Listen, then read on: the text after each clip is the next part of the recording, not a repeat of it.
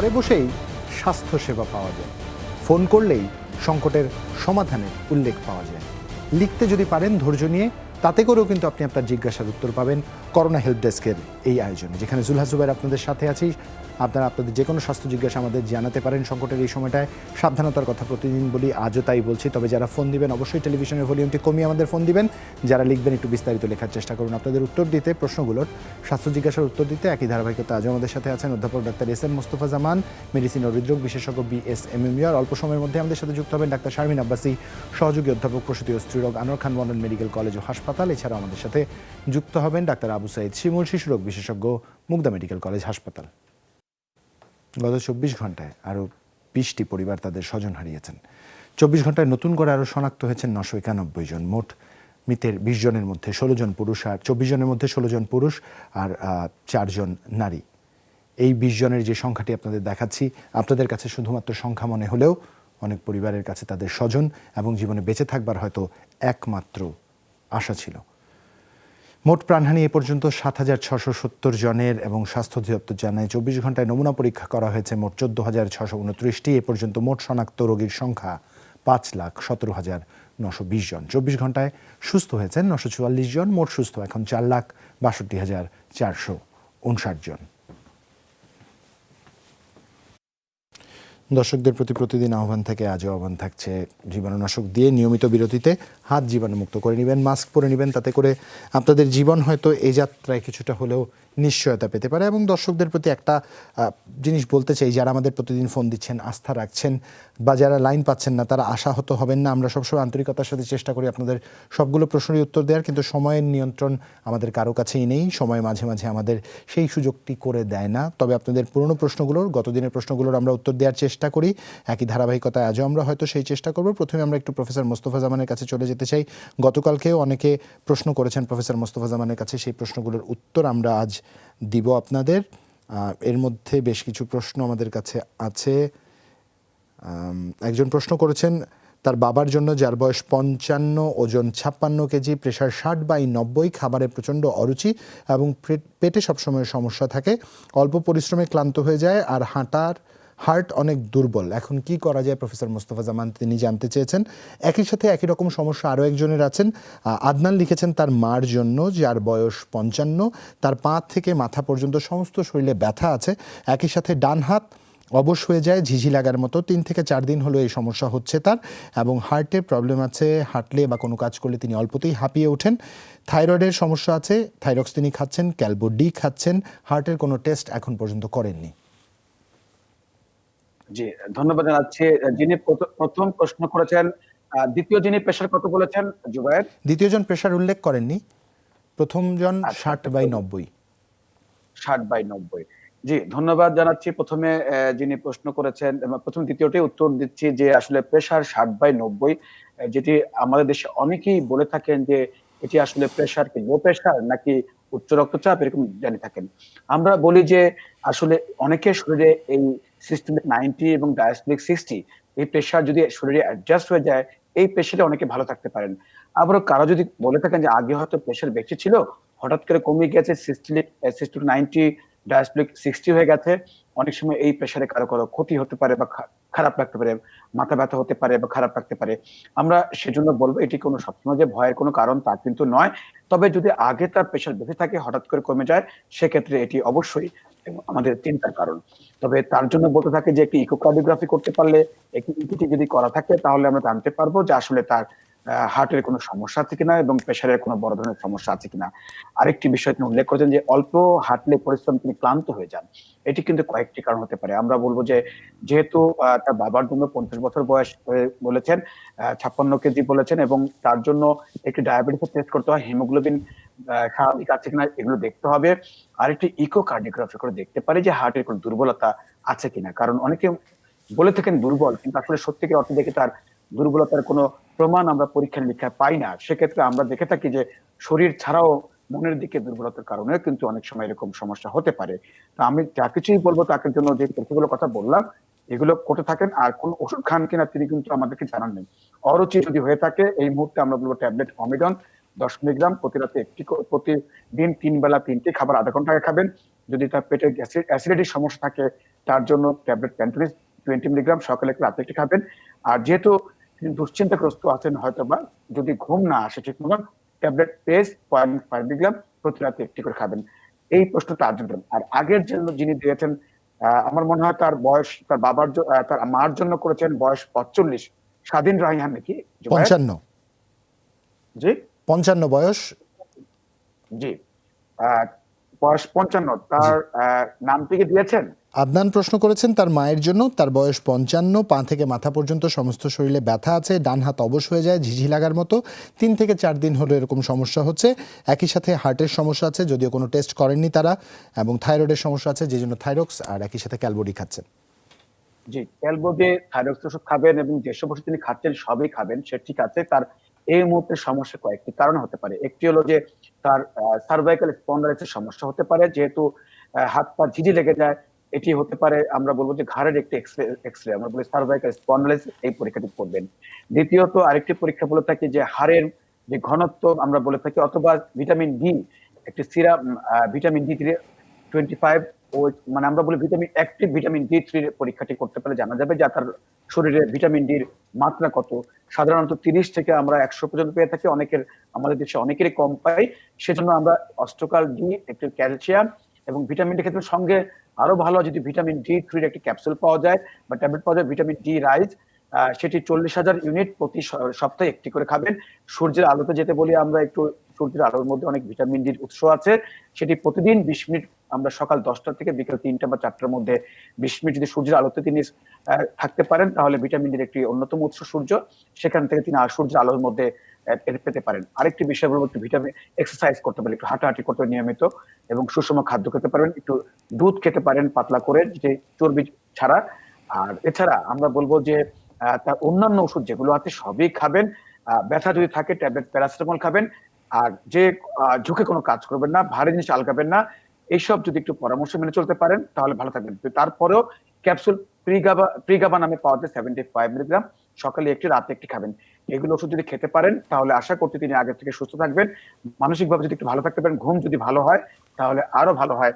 আশা করছি তিনি কোনো দুশ্চিন্তা করবেন না এবং আগামী দিনগুলো তার ভালো কাটবে। ধন্যবাদ প্রফেসর মোস্তফা জামান। একজন দর্শক আছেন আমাদের সাথে। দর্শক, আপনার নাম এবং বয়স বলে প্রশ্ন করুন। হ্যালো, আসসালামু আলাইকুম। ওয়ালাইকুম আসসালাম। আমার নাম ফাতেমা, 32 প্লাস বয়স। জি। আমি 32 সপ্তাহ 4 দিন প্রেগনেন্ট। বাহ। এখন আমার আজকে 1 সপ্তাহ যাবত প্রচুর কাশি আছে। আচ্ছা। জ্বর নাই, শুধু কাশি। আর গতকালকে থেকে আমার মুখটাও ঘা হয়ে গেছে। আচ্ছা। এখন কাশি কমতেছে না। গলা ব্যথা আছে সাথে? না, গলা ব্যথা বা জ্বর নাই। এর মধ্যে জ্বরও আসেনি আপনার? না না, জ্বর আসেনি। আচ্ছা, ডাক্তার শারমিন আব্বাসী। এখন পরিবারে অন্য কারো আসলে এই ধরনের কাশি আছে কিনা, কারণ আপনারা জানেন যে কোভিড এর এই সংকটময় সময় কিন্তু অনেকে জ্বর নাই, শুধু শুধু কাশি দিয়েও কিন্তু করোনা।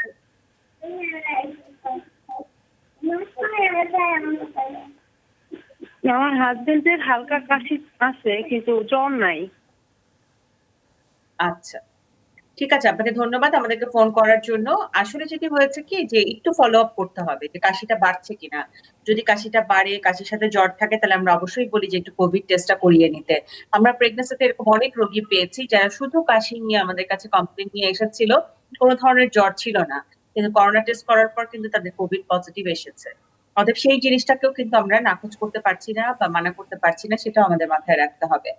আর দ্বিতীয় যেটা, যে এখন কাশিটা কমানোর জন্য আমরা কি কি করতে পারি। প্রেগন্যান্সিতে 3 সপ্তাহে কাশি বারবার হলে এটা একটু তো কষ্টের বিষয়, কারণ পেটে ব্যথা হয়, পানি ভেঙে যেতে পারে, অনেকগুলো ভয় থাকে।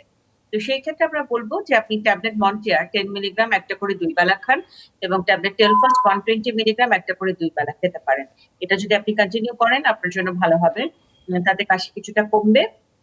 এই দুটো খাওয়ার পরেও যদি কাশি না কমে, তখন হয়তো আমাদেরকে অ্যান্টিবায়োটিক, যেটা প্রেগন্যান্সিতে সেফ আছে, সেটা হয়তো যুক্ত করা লাগতে পারে। ইনিশিয়ালি আপনি দুটো ওষুধ নেন এবং যেটি করেন যে স্টিম ইনহেলেশন, অর্থাৎ গরম পানির যে ধোঁয়াটা আছে সেটা নাক দিয়ে টানুন, গরম পানি খান, আদা চা খান, এবং হচ্ছে যে বারবার একটু গার্গেল করুন। আমার ধারণা এতে করে আপনি রিকভারি করবেন। তারপরে যদি না করেন, আপনি যদি আমাদেরকে জানান, তাহলে সেক্ষেত্রে হয়তো প্রয়োজন যদি আমরা মনে করি, তখন হয়তো অ্যান্টিবায়োটিক যোগ করবো। এই মুহূর্তে দিতে যাচ্ছি না। এগুলো কন্টিনিউ করার পর আপনি দেখেন কি অবস্থা হয়।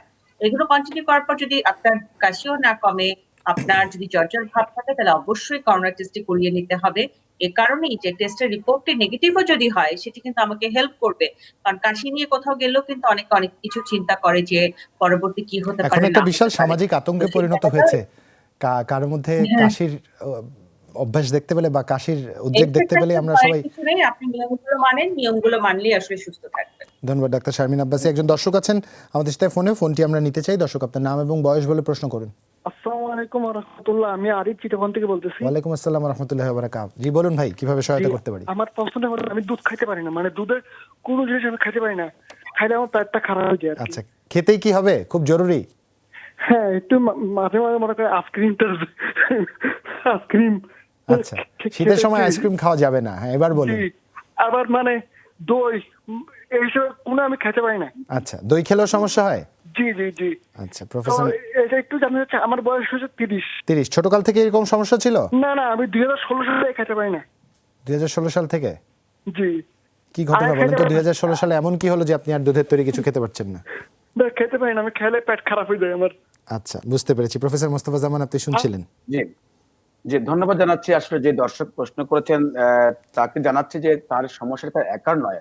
এটি সারা বিশ্বে অনেক মানুষই আছেন, তাদের এই ধরনের সমস্যা, মিল্ক ইনটলারেন্স হয়ে থাকে।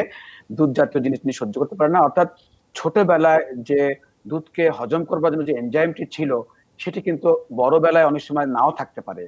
তাই কারো কারো ক্ষেত্রে এই হজম প্রক্রিয়াতে সমস্যা করে এবং দুধ খেলে এক ধরনের তার পেটের সমস্যা হয়ে থাকে। আমরা তাদেরকে বলি যদি খুব বেশি ইচ্ছে করে দই খেতে, অনেক সময় দই খেলেও কারো কারো সমস্যা হয়ে থাকে, সেক্ষেত্রে আমরা এটিকে এড়িয়ে চলতে বলি। তবে একটা জিনিস মনে রাখবেন যে এটি নিয়ে নানা ধরনের কিছু তথ্য আছে। যেমন বলে থাকা হয় যে আসলে দুধ এটি বড়দের কোনো খাবার নয়, এটি আসলে যার যার প্রাণীর দুধ সেই পান করবে, অন্য প্রাণীর দুধ পান করা উচিত নয়, এরকম কিছু তথ্য আছে।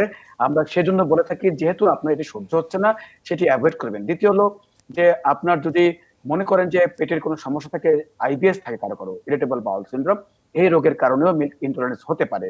সেক্ষেত্রে আপনার একটি হলো যে কিছু ওষুধ আমরা দিয়ে থাকি, কিন্তু শুধু ওষুধে আসলে পুরোপুরি উপকার পাবেন না। যদি আপনার ইচ্ছে থাকে, ভালো থাকতে চান, তাহলে যেই ফুডে কারো অ্যালার্জি থাকে, যেটি হজম করতে সমস্যা হয়, সেটিকে বাদ দিয়ে চলতে পারে। এটি কোনো এসেনশিয়াল কোনো ফুড নয়, এটি বড়দের কোনো খাবার নয়। যদিও আমি একটি কথা না বলে পারছি না, আমাদের দেশে অনেকদিন ধরে প্রবাদ আছে, মনীষীরা লিখে গেছেন, আমার সন্তান যেন থাকে দুধে ভাতে, এবং আপনি দেখেন ভাতের আগে দুধকে প্রাধান্য দিয়েছেন। অর্থাৎ বিষয়টি মধ্যগত একটি অনুভূতির বিষয়, যে আমার সন্তান আগে দুধে থাকবে, পরে ভাতে থাকবে। সুতরাং এটি কিন্তু একটি অনুভূতির বিষয়। দুধ না খেলে বুঝি পৃথিবীর সব দেশের মানুষ কিন্তু এই বয়সে দুধ খাচ্ছে না। সুতরাং এটি আসলে খাদ্যাভ্যাসের একটি অনুভূতি। না খেলে তার মনে হচ্ছে যে তার সমস্যা হতে পারে, তাকে আমরা আবারও বলছি বড় কোনো বিষয় না, দুধ খেতেই হবে। আপনি যদি মনের মধ্যে এটিকে মানে গাঁথতে পারেন যে দুধ ছাড়া আপনি ভালো থাকবেন, আমার বিশ্বাস এটিও কিন্তু আপনাকে ভালো রাখবে। তবে আবারও বলছি, আপনি খাদ্যাভ্যাসে যেটি রুটিন করবেন, যেটি ভালো লাগে সেটি খাবেন, যেটি খারাপ লাগে সেটা বর্জন করবেন। ধন্যবাদ প্রফেসর মোস্তফা জামান। স্মৃতি সরকার আমাদের লিখছে, নিয়মিতভাবে তিনি আমাদের কাছ থেকে সহায়তা নেন স্বাস্থ্যসেবার ব্যাপারে। তার ছেলের বয়স 6 মাস, তার চোখ দিয়ে পানি পড়ে। কিছুদিন আগে প্রশ্ন করেছিলেন, তখন মেক্সলো ড্রপ এবং চোখের ম্যাসেজ করতে বলা হয়েছিল তাকে। ড্রপটা 7 দিন ব্যবহার করেছিলেন, কিন্তু 2 দিন ধরে বাম চোখ দিয়ে অনেক বেশি পানি পড়ছে এবং চোখটা সকালবেলা একেবারে বন্ধ হয়ে যাচ্ছে। তিনি এখন কি করবেন জানতে চেয়েছেন ডাক্তার আবু সাইদ শিমুল। আসলে আমরা কিন্তু আপনাকে স্পেসিফিকলি বলেছি, শুধু ওষুধের কথা না, কিছু নিয়ম কিন্তু মানতে হবে। প্রথম নিয়ম যেটা হচ্ছে মুখ এবং মাথার আশেপাশে, যেটা চোখের কাছাকাছি যেসব জায়গায়, সেসব জায়গায় কিন্তু কোনো পাউডার, তেল, কাজল এগুলো দেওয়া যাবে। অর্থাৎ মাথায় যদি আপনি তেল দেন, আপনি যে কপালে যদি কোনো কাজল লাগান, চোখের ভ্রুতে কাজল লাগান এবং এখানে যদি পাউডার লাগান, তাহলে কিন্তু এই ইনফেকশন গুলো হতে থাকবে, সেটা একটু খেয়াল রাখবেন। আবার দুধ খাওয়ালে অনেক সময় দুধ এদিকে চলে যেতে পারে, এই জিনিসগুলো কিন্তু আপনাকে একটু খেয়াল রাখতে হবে, নাহলে বারবার তো হতেই থাকবে। এই সময় যেহেতু একটু চোখের আসলে সকালবেলা একটু ময়লা জমে যাচ্ছে, বোঝাই যাচ্ছে যখন আমরা বলি যে পানি পড়ে শুধু, তখন আমরা বলি না এটা কোনো ময়লার বা ইনফেকশন না। কিন্তু যেহেতু ময়লা জমে যাচ্ছে, অবশ্যই ধরে নিতে হবে যেটা ইনফেকশন। সেই ক্ষেত্রে আপনি আগের যে ড্রপটা দিয়েছিলেন ম্যাক্সলো, সেটা আবারও আপনি দিতে পারেন, সে বাম চোখেই। আপনি 2-3 ঘন্টা পর পর দিবেন। অর্থাৎ আমরা বলি যে চোখের ড্রপ একটু ঘন ঘন দিয়ে যেতে হয়, তাহলে ইনফেকশনটা দূর হয়। 7 থেকে 10 দিন দিবেন, এর বেশি কিন্তু দিবেন না।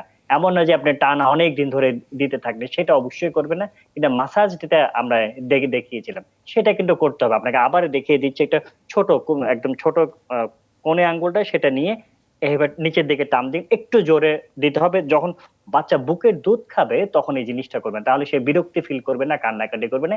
এটাতে কিন্তু সে কোনো ব্যথা পাবে না। তার জন্য ভালো হবে ১ বছর বয়স পর্যন্ত ২ চোখে এই জিনিসটা করে গেলে বারবার যে তার ময়লা জমছে, সমস্যা হচ্ছে, পানি পড়ছে, এই সমস্যা থেকে সে দূরে থাকবে। আর এখন যে সমস্যা তার জন্য ম্যাক্সলো খাওয়ালেই সে ম্যাক্সলো ড্রপটা দিলেই সে আসলে পুরোপুরি ভালো হয়ে যাবে। ধন্যবাদ ডাক্তার আবু সাইদ শিমুল আপনাকে। ফারহানা শিকদার একটি প্রশ্ন করেছে, তার বয়স ২৭ সপ্তাহের তার প্রেগন্যান্সির সময়কাল চলছে, বাচ্চার মুভমেন্ট তিনি বুঝতে পারেন, তার বাচ্চার ওজন ৯০০ গ্রাম, এটা ভালো কিনা জানতে চেয়েছেন এবং ডক্টর বলেছেন ছেলে হবে। এটা কতটুকু সত্য তিনি জানতে চেয়েছেন। ডাক্তার শারমিন আব্বাসী আপনার কাছ থেকে, ডাক্তার শারমিন আব্বাসীর কাছে যাচ্ছে। ডাক্তার শারমিন আব্বাসী। হ্যাঁ, আমাদের যে দর্শকটি আসলে প্রশ্নটি করেছেন উনি আসলে কতগুলো বিচলিত সমস্যার বিষয়ে তুলে ধরেছেন। একটি হচ্ছে যে মুভমেন্ট পাচ্ছেন সেটি ঠিক আছে কিনা। আমরা সাধারণত বলি যে উনি প্রেগন্যান্সি যে সময়টি উল্লেখ করেছেন সেই সময়টিতে আসলে ১২ বার বা তার বেশি যদি মুভমেন্ট পান ঠিক আছে। এই মুভমেন্টটি প্রতিবার খাওয়ার পরে ১ ঘন্টা করে আপনি দেখবেন, যদি ৪ বার হয় তাহলে ৪ ৩ 12 ইজ পারফেক্ট। কারণ ২৪ ঘন্টা মুভমেন্ট আমাদের পক্ষে মাপা সম্ভব নয়।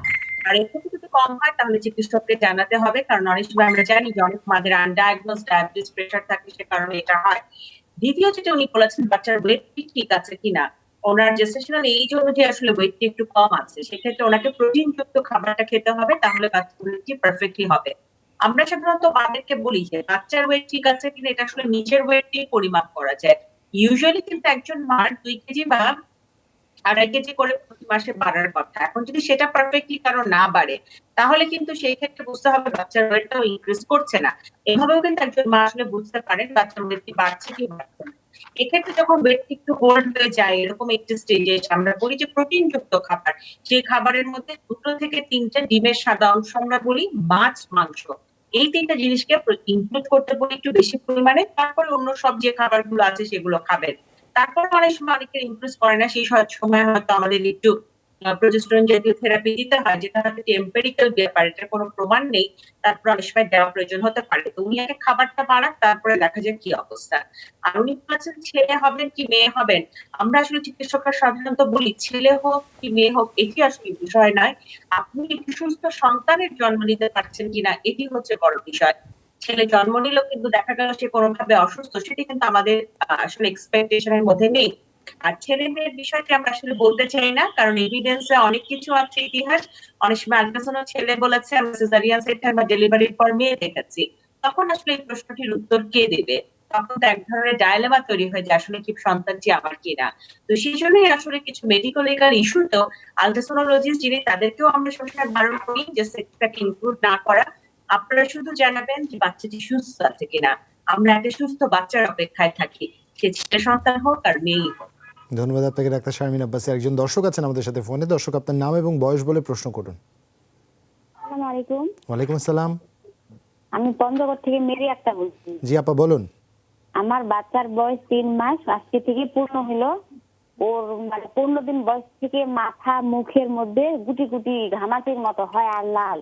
আচ্ছা মনে হয় বাচ্চা নিজে নিজে চুলকায়। আচ্ছা আর হচ্ছে এখন বর্তমান বাচ্চার সমস্যা, বুকের মধ্যে প্রচুর কফ, ঘের ঘের শব্দ হয়, নাকে মনে দম পাচ্ছে না। আর হচ্ছে আপনার পায়খানা করে সবুজ, আর মানে হচ্ছে পিছলা পিছলা করে, আর একটু পানি আছে। আচ্ছা। তারপর যে আমরা ও তো শুধু বুকের দুধ খাচ্ছে, আর তো কিছু খাচ্ছে না? না না, বাইরের কিছুই খায় না। আচ্ছা, এর মধ্যে বাসায় কারো জ্বর হয়েছিল? না, বাসায় কারো জ্বর হয়নি। বা ওর জ্বর এসেছিল? ওরও জ্বর হয়নি। ওরও জ্বর আসেনি। ডাক্তার আবু সাইদ শিমুল। জি, আপনাকে ধন্যবাদ। আসলে খুব সুন্দরভাবে জুবায়ের আমাদের কাছে যা সবকিছু তথ্য নিয়ে নিয়েছেন। জুবায়েরকে ধন্যবাদ। আপনাদের কিছু কিছু নিয়ম আসলে এই ক্ষেত্রে মানতে হবে ওষুধের চেয়ে। আমরা এই অনুষ্ঠানে কিন্তু অনেকবার বলেছি, সেটা হচ্ছে বুকের দুধ যদি আপনার বাচ্চা খায় তাহলে সবুজ হলো কিংবা হলুদ হলো কিংবা লাল হলো বেগুনি হলো যা ইচ্ছে হোক অনেক কালার, সেটা নিয়ে আপনি একদমই ভাববেন না। আপনি দেখবেন যে বারবার বুকের দুধটা খাচ্ছে কিনা, সে পানি শূন্য হয়ে যাচ্ছে কিনা সেটা দেখবেন। পানি শূন্যতে বুঝবেন কি, চোখের কোটর যদি ভেতর দিকে ঢুকে যায়, সে কান্না করছে কিন্তু পানি আসে না, তার প্রস্রাব ২৪ ঘন্টায় ৫ বার হওয়ার কথা ছিল তার চেয়ে কম হচ্ছে, তার জিহ্বা শুকিয়ে গিয়েছে, অস্থিরতা করছে, এগুলো হচ্ছে পানি শূন্যতার লক্ষণ। এগুলো যদি না থাকে আপনি যে পায়খানা সবুজ হওয়া নিয়ে একদমই চিন্তা করবেন না। আর বিচি বিচি এটা কিন্তু অ্যালার্জির কারণে হয়ে থাকে। আপনি যদি কোনো প্রসাধন ব্যবহার করে থাকেন, কোনো পাউডার, লোশন, এগুলো থেকে হয়, কাজল, এসব একটু এড়িয়ে চলতে হবে। এই সময় আপনি শরীরে আপনি অলিভ অয়েল ব্যবহার করতে পারেন। আর যদি যে লোশনটা ব্যবহার করবেন সেটা পিএইচটা দেখবেন যে বাচ্চাদের উপযোগী কিনা। আমরা বলে থাকি 7.2 থেকে 7.4 এই পিএইচটা দেখবেন। যে লোশনটা কিনবেন তার উল্টো দিকে দেখবেন লেখা থাকে এগুলো। এইটা একটু খেয়াল করতে হবে। তবুও যদি দেখা যায় এটা আসলে থেকেই যাচ্ছে, সেক্ষেত্রে আপনি টপিকর্ড, TOPICORT টপিকর্ড এই ক্রিমটা আপনি দিনে 2 থেকে 3বার লাগাবেন, 5 থেকে 7 দিন, এর বেশি কিন্তু এটা লাগানো যাবে না। এটা একটু লাগান। আর যেটা কোনো যদি দেখা যাচ্ছে আপনি নাকের সমস্যার কথা বলছেন, সর্দি, অ্যালার্জি, সেজন্য এন্টিস্টা এই সিরাপটা 1.5 ml অথবা 3 ভাগের 1 চামচ এটা একটু দেন, 5 থেকে 7 দিন ইনশাআল্লাহ ভালো হয়ে যাবে। আর বুকে যেটা শব্দ বলছে, যদি এমন হচ্ছে শব্দটা দুঃখিত, সংযোগটি সম্ভবত বিচ্ছিন্ন হয়েছে ডাক্তার আবু সাইদ শিমুলের সাথে। অনাকাঙ্ক্ষিতভাবে আমাদের অনেক কিছুরই উপর নির্ভর করতে হয়। প্রযুক্তির সহায়তা আমরা বাড়ি বসে নিশ্চয়ই স্বাস্থ্যসেবা পাই, কিন্তু সেই প্রযুক্তি আমাদের মাঝে মাঝে জীবন কিছুটা কঠিন করে ফেলা। ঠিক আছে, এখন এই মুহূর্তে আমরা অন্তর্জাল দিয়ে যুক্ত ছিলাম, ইন্টারনেট দিয়ে কানেক্টেড ছিলাম, কোনো একটি বিশেষ কারণে, কোনো একটি অনাকাঙ্ক্ষিত কারণে আমাদের সবকটি সংযোগই বিচ্ছিন্ন হয়েছে। ডাক্তারদের সাথে আমরা পুনরায় যোগাযোগের চেষ্টা করছি, তবে এর মধ্যে একজন দর্শক আছেন আমাদের সাথে, তার ফোনটিও আমরা নিতে চাই। দর্শক, আপনার নাম এবং বয়স বলে প্রশ্ন করুন। আসসালামু আলাইকুম। ওয়ালাইকুম আসসালাম। জি, আমি রবিউল ইসলাম বলছিলাম ঢাকা থেকে। বলুন রবি ভাই। জি, আমার বাচ্চাটার বয়স 8 বছর, 4 মাস পর্যন্ত, 8 মাস, 4 মাস পর্যন্ত খুব ভালো ছিল। জি। 4 মাস পরে ওর নাক থেকে পানি পড়তেছে। আচ্ছা। আর কাশি হয়। আমি অলরেডি 3জন ডাক্তার দেখাইছি, শিশু বিশেষজ্ঞ, এরা সবাই বলতেছে অ্যালার্জি। জি। আর কেউ গ্যাস দিচ্ছে একটানা 15 দিন, আবার কেউ অ্যালার্টল সিরাপ দিচ্ছে। জি। একজন স্যার অ্যালার্টল সিরাপ দিছে যে এটা চলবে 1 মাস, কিন্তু 1 মাস আমরা খাওয়াচ্ছি, তার মধ্যে থেকে আবার সেই ওর নাক দিয়ে পানি পড়ার কাশি চলতেছে। আচ্ছা। এখন আমি জানতে চাচ্ছি যে আসলে এই নাক দিয়ে পানি পড়াটার জন্য কি ওর নেবুলাইজার ব্যবহার করা যাবে কিনা, তাহলে বা এই জন্য আমাকে আগে কিছু continue- তথ্য দিতে হবে। তথ্যগুলো হচ্ছে আপনাদের পারিবারিকভাবে আপনার বা আপনার স্ত্রী বা আপনার পরিবারে কারো কি অ্যালার্জির সমস্যা আছে কিনা? জি, আমার আছে অ্যালার্জিটিক সমস্যা। আপনার অ্যালার্জির সমস্যা আছে, আপনি জানেন কি কি কারণে আপনার অ্যালার্জি হয়, তাই তো? জি, আমি আচ্ছা। জানি। বাড়িতে কি মেহমানের যাতায়াত খুব বেশি কিনা আপনাদের? না স্যার, এটা না, মেয়ে মানে মানে হুট করে কেউ একজন আসলো বাইরে থেকে, ওকে কোলে নিয়ে নিল, এরকম হয় কিনা খুব? এরকম খুবই কম হয় যে ওর মামা বাড়ি থাকে, ওখানে খুব মানে বদ্ধ পরিবেশে অনেক চেষ্টা করতেছি মানে একটু ভালো থাকে কিনা, শীত এই জন্য। আচ্ছা, বদ্ধ পরিবেশ হলে আবার আরেক বিপদ, মানে শুধু কনজাস্টেড building প্লেসে এর কিন্তু আবার ভিতরে অ্যালার্জি থাকে, বেড়ে একটু যায়। বের হয় সকালবেলা রোদ্রে, আর বের হয় না, আটকে রাখি যাতে ঠান্ডা না লাগে। আচ্ছা, বুঝতে পেরেছি ডাক্তার আবু সাইদ শিমুল। জি, এখন আমি আচ্ছা, আমি আমার আগের যে কি কন্টিনিউ অ্যালার্টল খাওয়াবো না কি করব, এটা একটু জানতে আচ্ছা, চাচ্ছি। আমরা বুঝেছি। ও কি বুকের দুধ খায় না অন্য কোনো দুধ খায়? এখন বুকের দুধ খায়, সাথে সেরেলাক্স খাচ্ছে আর সুজি খাচ্ছে। আচ্ছা, এখন বয়স তো বললেন 8 মাস, না? জি, 8 মাস রানিং। জি জি জি জি জি, আপনাকে ধন্যবাদ। সেটা হচ্ছে আপনাদের কিছু প্রশ্ন করেছিলেন, যে সেই প্রশ্ন আমরা খুব সুন্দরভাবে আপনি উত্তর দিয়েছেন। এই ক্ষেত্রে কিন্তু নিয়ম মানতে হবে। আপনার উত্তরটা একটু পরে দিচ্ছি, আগের একটা কিছু অংশ রয়ে গিয়েছিল যে বুকের শব্দের জন্য, যেটা আমরা বলে থাকি বুকের 3 মাসে যে বাচ্চাটা ছিল, সেক্ষেত্রে আমরা বলি যদি বুকের শব্দটা অনেক বেশি হয়, সে একেবারে খেতেই পারছে না কাশির জন্য, সেই ক্ষেত্রে এই বয়সে 3 মাস বয়সে কিন্তু নেবুলাইজার দিতে পারেন, যে উইন্ডেল প্লাস। এটা যদি নেবুলাইজ করে দেন 5-7 দিন, দেখবেন যে শব্দটা কমে গিয়েছে। কিন্তু যদি এমন হয় যে না, কোলে নিলে আপনি একটু শব্দ পাচ্ছেন, হালকা হালকা একটা শব্দের মতো হচ্ছে, যেটা কন্টিনিউয়াস অনেক 1 মাস ধরে হয়ে যাচ্ছে, সেসব ক্ষেত্রে আমরা বলি এটা অ্যালার্জি জনিত, এটা নিয়ে একদমই ভাববেন না। যদি কাশি বেশি হয়, সেক্ষেত্রে আপনি অ্যামব্রক্স এই সিরাপটা 7 ফোঁটা করে দিনে 3বার 5 থেকে 7 দিন দিতে পারেন। আর এই বাচ্চাটা যেটা বললো 8 মাসের বয়স, সেটা কিন্তু নিয়ম আপনাকে মানতে হবে। আপনাকে আসলে এইটা খুঁজে বের করতে হবে যে কি কারণে হচ্ছে। আপনি নিজে যেটা অ্যালার্জি আছে জেনে গিয়েছেন, সেটা বাচ্চার ধুলাবালি, মশার কয়েল, সিগারেটের ধোঁয়া, রান্নার ধোঁয়া, এগুলি থেকে অবশ্যই বাচ্চাকে দূরে রাখতে হবে। যে কাপড়টা পরাচ্ছেন সেটা আঁশযুক্ত কাপড় কিনা, বাসার ভেতরটা বদ্ধ কিনা, কার্পেটে আমরা বলে মাইট জমে বদ্ধ করে থাকলে, সেটা আপনাকে খেয়াল করতে। এই জিনিসগুলি যে না মানেন, এবং পাউডার ব্যবহার করা, তেল ব্যবহার করা, এই নিয়মগুলি মানলে দেখবেন যে অনেকটাই কমে গিয়েছে। এবং বাচ্চাকে যারা কোলে নিচ্ছে, তারা যেন সাবান দিয়ে হাত দিয়ে ভালোভাবে তারপরে কোলে নেয়। এই যেগুলো একটু মানবেন। আপনি যেটা করবেন, এই সমস্ত ক্ষেত্রে আমরা বলি যে অ্যালাট্রল জাতীয় সিরাপগুলো অনেকদিন খাওয়ানো যায় না, আপনি টোফেন সিরাপটা কিন্তু খাওয়াতে পারেন, 1/2 চামচ করে 2বার। এটা আপনি 3 থেকে 4 মাস একটু খাবার। সেই সাথে সাথে ট্রাইলক, এটা 4 মিলিগ্রামের সাসেট রয়েছে, প্যাকেট, একটা প্যাকেট 1/2 চামচ যদি একটা জুস বা কোনো একটা পানিতে দিয়ে প্রতিদিন রাতে খাওয়ান, এটা আপনি 5-6 মাস টানা খাওয়া যেতে পারে। অর্থাৎ টোফেন এবং ট্রাইলক এই দুটো আপনি টানা খাইয়ে গেলে কোনো সমস্যা নেই। আর অ্যালার্টনটা এখন যদি এই মুহূর্তে বেশি থাকে, আপনি 5-7 দিনের জন্য খাবেন, এটা বেশি দিন খাওয়ানো যায় না। যেই দুটো ওষুধ বললাম সে দুটো ওষুধ খাবেন। আর আফরিন নেজাল ড্রপ 0.25%, এটা 1 ফোঁটা করে 2 নাকে 5-7 দিন দেন। আর নিয়মগুলি যদি মেনে চলেন, ইনশাআল্লাহ আপনার বাচ্চা ভালো হয়ে যাবে। ধন্যবাদ আপনাকে ডাক্তার আবু সাইদ শিমুল। প্রফেসর মোস্তফা জামান, আপনার কাছে রিজওয়ানুর ইভানের একটি প্রশ্ন আছে তার মার জন্য, যার বয়স 60 বছর, ওজন 56 কেজি, ওনার হাই প্রেশার আছে। ওনার 1.5 মাস আগে পিটুইটারি অ্যাডিনোমা টিউমার সার্জারি হয়েছে, নাক দিয়ে সার্জারিটা করা হয়েছে, এবং উনি লোসেকটেল 20 মিলিগ্রাম, ইরাসেট 500, ওসেটিল 50+, ইনডেভার 10, ফেক্সো 120 খাচ্ছেন। বর্তমানে ওনার শারীরিক দুর্বলতা আছে, খুব জলদি তিনি হাঁপিয়ে যাচ্ছেন, হাঁটুতে ব্যথা হয়, এমনকি অন্য সমস্যা নেই। করণীয় কি জানতে চেয়েছেন, সংক্ষেপে জানতে চাই। জি ধন্যবাদ। আসলে যেহেতু এটা পিটুইটারি অ্যাডেনোমা, এটি একটি টিউমার, যেটি আসলে আমরা বলে থাকি যে যদি বড় হয়ে যায় এবং প্রেশার ইফেক্ট তৈরি করে আশেপাশে, তখন সার্জারি করা যায়, এবং সেটি যেহেতু নাকের পিছনের দিকে অবস্থান, সেজন্য নাক দিয়ে অপারেশনটি করতে হয়। আরেকটি বিষয়, যেহেতু এই পিটুইটারি হরমোনের সাথে শরীরের বিভিন্ন হরমোনের একটি সংযুক্ত আছে, সেই জন্য সার্জারির পরে কিছু হরমোনের ভারসাম্যতা আছে কিনা তার জন্য কিছু পরীক্ষা করতে হবে। আরেকটি বিষয়, যেহেতু আমি বলবো, সেই জন্য যেই চিকিৎসক তাকে এই পরীক্ষাটি অপারেশনটি করেছিল তার সাথে যোগাযোগ করতে পারেন, অথবা একজন এন্ডোক্রাইনিস্টের সাথে তিনি যোগাযোগ করতে পারেন। আরেকটি বিষয়, যেহেতু তিনি অন্যান্য ওষুধ খাবেন সেগুলো, আর আরেকটি যে এই মুহূর্তে তার দুর্বলের জন্য হিমোগ্লোবিন এই পরীক্ষাটি করে দেখবেন। বুকে হাঁপিয়ে যাচ্ছেন, একটি ইকোকার্ডিওগ্রাফি করতে পারেন, একটি ইসিজি করতে পারেন, বুকের একটি এক্স রে করতে পারেন। আর পায়ে যেহেতু ব্যথা আছে, যে কোনো একটি ওষুধ আপনি খেতে পারেন ব্যথার জন্য। আপাতত ট্যাবলেট প্যারাসিটামল যদি খেয়ে দেখেন একটি করে 3 বেলা, যদি তারপরেও ব্যথা না যায়, তাহলে ক্যাপসুল ইন্ডোমেট এসআর প্রতি রাতে একটি করে খাবেন, আগামী 7 থেকে 10 দিন খেতে পারেন। এর সাথে ভিটামিন, ক্যালসিয়াম এবং ভিটামিন ডির কথা আমরা সবসময় বলে থাকি, সেগুলো খাবেন। আর আপনার প্রেশারের জন্য যে ওষুধ খাচ্ছেন, যদি এই ওষুধের নিয়ন্ত্রণ হয়ে থাকে তাহলে এই ওষুধগুলো চলবে। আশা করছি ভয়ের কোনো কারণে, তবে হরমোনের ভারসাম্যটা দেখাটা খুব জরুরি, যেহেতু একটি সার্জারি করেছেন, সেটি হরমোনের সাথে সম্পর্কিত।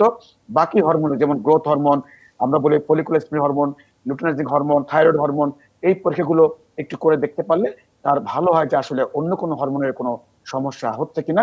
আশা করছি তিনি এই বিষয়টি মেনে চললে তিনি ভালো থাকবেন। ধন্যবাদ প্রফেসর মোস্তফা জামান। ঈশ্বর জাহানের একটি প্রশ্ন আছে ডাক্তার শারমিন আব্বাসীর কাছে, আমরা প্রশ্নটির এখন পড়তে চাই। তিনি 4.5 মাসের গর্ভবতী, এর আগে 2টি বাচ্চা নষ্ট হয়ে গেছে, একটা বাচ্চা 4 মাসে আর একটা 3.5 মাসে। এখন তিনি আপনার পরামর্শ অনুযায়ী এইচপিসি 2টা করে, ম্যাক্রোজেস 2টা করে, ক্যালসিয়াম, একটা আয়রন, ইকোস্প্রিন এবং জেসেটেনাল খাচ্ছেন। কালকে ওজিটিটি করানোর পর খাবারের আগে 5.5, খাবারের পর 9.8 আসে। এখন তিনি কি করতে পারেন? তার ওজন 77 কেজি, বয়স 26। সমাধান আমরা দিতে চাই ডাক্তার শারমিন আব্বাসী। আমরা সরাসরি ডাক্তার শারমিন আব্বাসীর কাছে চলে যেতে চাই। ঈশ্বরের একটি প্রশ্ন ছিল ডাক্তার শারমিন। এখানে আসলে বিষয়টি হয়েছে যে কিন্তু ঠিক ট্র্যাকই আছে, যেভাবে ওনার ট্রিটমেন্টটি চলছে। এখন ওনার আগের প্রেগন্যান্সি গুলো কিন্তু 3 এবং 4 মাসে আমাদের দেখা গেছে যে লস হয়ে গেছে। সেই জায়গার লসটার কিন্তু ম্যাক্সিমাম কারণ আমরা দেখি আনকন্ট্রোল ডায়াবেটিস, অথবা থাইরয়েড হরমোন ডিসঅর্ডার, অথবা ইউট্রাসের যে মুখটি আছে সেটি যদি কোনো কারণে দুর্বল হয়ে যায় সে কারণে। এখন সেটা আগে কি কারণে ছিল আমরা জানি না, আমাদেরকে ওভাবে প্রপারলি হিস্ট্রিটা দিতে পারেননি বা কারণটি জানাতে পারেননি। কিন্তু এখনকার প্রেগন্যান্সিতে কিন্তু প্রথম থেকে আমরা প্রচন্ড সচেতন এবং ওভাবে উনি ট্রিটমেন্ট নিচ্ছে এবং আমাদের কথা শুনছে। এখন এই মুহূর্তে যেহেতু ব্লাড সুগারটা স্লাইড বেশি এসেছে, ফাস্টিং ইজ অলরাইট, কারণ এটি কন্ট্রোলের মধ্যে আছে, বাট 2 আওয়ার আফটার গ্লুকোজ কিন্তু বেশি, যেটি নন প্রেগনেন্ট অবস্থায় আমরা বলি আইজিটি, সেটা কিন্তু প্রেগন্যান্সিতে ডায়াবেটিস, অর্থাৎ 9.8 মানে ওনার প্রেগন্যান্সি ইনডিউস ডায়াবেটিস যেটি, সেটি আমরা বলবো।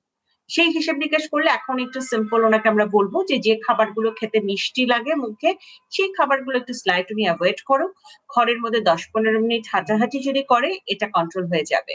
কিন্তু তারপরে যদি খাওয়ার পরে দেখা যায় 7 এর উপরে থাকে, তাহলে metformin is a very safe drug প্রেগন্যান্সিতে খাওয়ার জন্য। এটা যদি কোনো মা সহ্য করতে পারে, অনেকের এটা খেলে বমি বমি ভাব লাগে বা অনেক সময় পেটে ব্যথা হয়, যদি এটা ওনার না হয় তাহলে কিন্তু উনি বাজারে বিভিন্ন নামে, কমেট, মেড, বিভিন্ন নামে পাওয়া যায়, সেখানে উনি 500 মিলিগ্রাম একটু ওনার রাতে একবার যোগ করতে পারে। কিন্তু ওনাকে একদম স্ট্রিক্টলি, যেহেতু একটু আমরা ব্লাড সুগার এদিক সেদিক পেলাম, এটা 3 দিন পর পর মাপতে হবে। যদি কন্ট্রোল হয় তাহলে 7 দিন পর পর। ফাস্টিং আমাদের থাকবে 5 এর মধ্যে এবং খাওয়ার 2 ঘন্টা পরে 7 এর মধ্যে। এটা যেন নড়চড় না হয়, সেটা একটু খেয়াল রাখতে হবে। ধন্যবাদ ডাক্তার শারমিন আব্বাসী। আমরা প্রফেসর মোস্তফা জামান, আপনার কাছে একটি প্রশ্ন আছে। অনেকদিন ধরে আমাদের ফখরুদ্দিন নামে এক দর্শক প্রশ্ন করেছেন, উত্তর না পেয়ে অভিমান করেছেন কিছুটা। তার বয়স 24, ওজন 73, উচ্চতা 5 ফুট 10, বিসোপ্রো খাচ্ছেন, প্রেশার কিছুদিন পরপর বেড়ে যায়। যখন ডাক্তার দেখিয়েছেন 5 বছর আগে তখন প্রেশার পাওয়া যায় 150/105। প্রায় 3 মাস তাকে চেকে রাখার পর প্রেশারের ওষুধ নিয়মিত খেতে বলা হয়েছে, আর বাড়লে হাফ করে বাড়িয়ে খেতে বলা হয়েছে। ইদানিং বেশিক্ষণ বসে পড়ালেখা করলেই প্রেশার বেড়ে যায়, 2 ঘন্টাও বসে থাকতে পারেন না। কাল প্রেশার ছিল 150/100। দিনে ঔষধ হাফ এবং রাতে একটা করে খাচ্ছেন, তাও প্রেশার কমছে না। কি করবেন? ঘুম ঠিক আছে? জুবায়ের, আসলে তিনি খুব সুন্দরভাবে গুছিয়ে লিখেছেন এবং আপনার উপর কিছু অভিমান করে লিখেছেন। আমি বলবো যে দর্শক, আসলে তার বয়স খুবই কম, মাত্র 24 বছর বয়স। তার জন্য তার অনেক আসলে শরীরের উপরে ধকল যাচ্ছে, বিশেষ করে উচ্চ রক্তচাপের কারণে। আসলে কি অল্প বয়সে উচ্চ রক্তচাপ হয়েছে কিনা এবং হলে কি কারণ হয়েছে তার জন্য কিছু সময় দিতে হয়। সেজন্য যে চিকিৎসককে দেখিয়েছিলেন তিনি 3 মাস সময় নিয়েছেন। তবে আজকালকার দিনে আসলে এত লম্বা সময় আসলে আমরা পর্যবেক্ষণ করি না। আরেকটি বিষয়, আপনি কিন্তু 5 বছর আগের একটি রেকর্ড দিয়েছেন 150 আর 105 সিস্টোলিক এবং ডায়াস্টোলিক। এর মাঝে আপনার আরো চিকিৎসক দেখানো দরকার ছিল এবং আরো নিয়মিত প্রেশার মাপা দরকার ছিল। তারপরেও যেহেতু অল্প বয়সে উচ্চ রক্তচাপ হলে আমরা একটু চিন্তায় পড়ে যাই যে আসলে সেকেন্ডারি কোনো কারণ আছে কিনা, যেমন কিডনির সমস্যা আছে কিনা, কোনো হরমোনের সমস্যা আছে কিনা, রক্তনালী সংকুচিত হয়ে গেল কিনা, এরকম নানাবিধ কিছু কারণে আমাদের সেকেন্ডারি হাইপারটেনশন হতে পারে। তবে তার আগে দেখতে হয় যে আসলে সত্যিকার অর্থে রক্তের চাপ বেড়েছে কিনা এবং উচ্চ রক্তচাপ আছে কিনা। যদি আপনারা মেপে হঠাৎ করে বেড়ে থাকে, যদি মনে হয় পরে আবার কমে যায়, এরকম ফ্লাকচুয়েশন হয়, সেক্ষেত্রে 24 hours ambulatory blood pressure monitoring একটি যন্ত্র আছে, 24 ঘন্টার ব্লাড প্রেশার মাপার একটি পদ্ধতি। সেটি দিয়ে কিন্তু আমরা নিশ্চিত হতে পারি যে আসলে তার প্রেশার বেশি থাকে কিনা। সেক্ষেত্রে কিন্তু অবশ্যই আমাদের ওষুধ যোগ করতে হবে, নইলে কিন্তু তার নানা ধরনের কিছু জটিলতা দেখা দিতে পারে। যা হোক, তিনি যেহেতু ওষুধ শুরু করার পরেও আমরা দেখছি তার প্রেশার নিয়ন্ত্রণে আসছে না, সেক্ষেত্রে আমরা বলি এখন যে ওষুধটা খাচ্ছি বিসোপ্রো, সেটি আপনার সঙ্গে আপনি একবেলা খেলেন, সঙ্গে রাতে সিলডিপ 5 মিলিগ্রাম এই ওষুধটি আপনি যোগ করতে পারেন। তবে এর সাথে যেহেতু অ্যাংজাইটি টেনশন আছে, রাতে একটি ট্যাবলেট খেতে পারেন যাতে ঘুমটি নিশ্চিত হয়। তবে সবার আগে দরকার ওজন কমানো, হাঁটাহাঁটি করা এবং দুশ্চিন্তা কমানো। তাহলে কিন্তু আপনার প্রেশারের ওষুধের উপরে চাপ কমে যাবে। যেহেতু বয়স কম, আমরা চাই না বেশি ওষুধের ভারাক্রান্ত করতে। আমরা চাই আপনার এক্সারসাইজ বা হাঁটাহাঁটির মাধ্যমে, সুষম খাদ্যের মাধ্যমে। তারপরে তবে একটি বিষয়, যদি প্রেশার বেশি থাকে অবশ্যই চিকিৎসা করতে হবে। এই বিষয়ে গাফিলতি করা যাবে না। আপনি একজন চিকিৎসকের সাথে সাক্ষাতে পরামর্শ করে বিস্তারিত দেখালে আমার মনে হয় আপনারা বেশি উপকৃত হবে। ধন্যবাদ প্রফেসর মোস্তফা জামান। আতিক রহমান লিখছেন তার ভাগ্নের জন্য, যার বয়স 2 বছর 5 মাস, সে গতকাল রাত থেকে সকাল 10টা পর্যন্ত 8 বার বমি করেছে। দুপুর 12টার পর থেকে বমি বন্ধ হয়ে গেছে, কিন্তু বারবার পাতলা পায়খানা চলছে। খাবার স্যালাইন এবং সিরাপ জিঙ্ক, সিরাপ এমিস্ট্যাট এবং এন্ট্রোজার্মিনিয়া খাচ্ছে, তারপরেও পায়খানার জন্য আমরা অনেক চিন্তিত। ডাক্তার আবু সাইদ শিমুল আপনার কাছে সহায়তা চেয়েছেন। আসলে এই ধরনের বারবার মলত্যাগ করলে বা ডায়রিয়া হলে চিন্তিত হওয়ার কারণও রয়েছে, কিন্তু আপনি যেই আমাকে ইতিহাসটা দিয়েছেন সেটা একদম টিপিক্যাল ভাইরাল ডায়রিয়া যে হলে যেমন হয় সেটাই, যে প্রথম থেকে বমি দিয়ে শুরু হয়, বমিটা কমে যায়, তারপর পাতলা পায়খানা।